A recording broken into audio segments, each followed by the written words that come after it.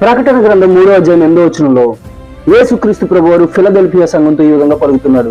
ఇదిగో తలుపుని ఎదుట తీసి ఉంచి ఉన్నాను, దానిని ఎవడు వేయనేరడని ఆయన పలకడం మనం చూస్తున్నాం.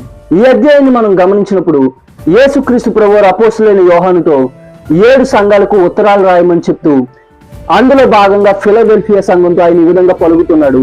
ఆయన దావీదు తాళపు చెవులు గలవాడని, ఎవరు తీసివేయలేకుండా ఆయన మూసేవాడని, ఎవరును మూయి లేకుండా ఆయన తెరవగలిగిన వాడని ఆయన తన గురించి తాను తెలియజేసుకుంటూ ఆ సంఘం ఆయన కొరకు ఏ విధంగా నిలవబడిందో, ఏ విధంగా ఆయన ఎరుగుననకుండా ఆయన కొరకు సాక్ష్యం ఇచ్చిందో, వారికి కొద్దిగా బలమున్న ఆయన కొరకు వారు ఏ విధంగా ధైర్యంగా నిలవబడ్డారో దాని గురించి ఆయన వారిని ప్రశంసిస్తూ ఇదిగో తలుపుని ఎదుట తీసించున్నాను, దాన్ని ఎవరు మూసివేయలేరని ఆయన పలకడం మనం చూస్తున్నాం.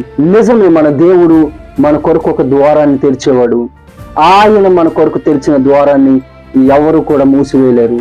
ఆయన మనకిచ్చిన అవకాశాన్ని, ఆయన మన కొరకు ఏర్పాటు చేసిన దాన్ని మనం పొందుకోకుండా ఎవరు కూడా మనల్ని ఆపలేరు. మనం చూడగలుగుతాం, దావీదుని దేవుడు అభిషేకించిన తర్వాత సౌలు దావీదును ఆపడానికి ఎన్నో ప్రయత్నాలు చేశాడు. ఎన్నో విధాలుగా అతన్ని చంపాలని పన్నాగాలు పన్నాడు. కానీ సౌలు దావీదును ఆపలేకపోయాడు. దావీదు దేవుని ప్రణాళిక ప్రకారం ఒకరోజు ఇజ్రాయేలు సింహాసనం మీద ఆసీనుడయ్యాడు. ఈ రోజు మన దేవుడు మన కొరకు తెరిచిన ద్వారాన్ని మనం చేరుకోకుండా ఎవరు ఆపలేరు. కాబట్టి ఈ రోజు మనం అందరం ఎటువంటి పరిస్థితుల్లో ఉన్నా మన కొరకు ఒక ద్వారాన్ని తెరువు చేయమని మన దేవుని వేడుకుందాం. అప్పుడు ఆయన మన కొరకు ఒక ద్వారాన్ని తెరువు చేసి మనల్ని ఒక ఉన్నతమైన స్థానానికి నడిపిస్తాడు. అటువంటి కృప దేవుడు మనందరికీ దయచేయును గాక. ఆమేన్.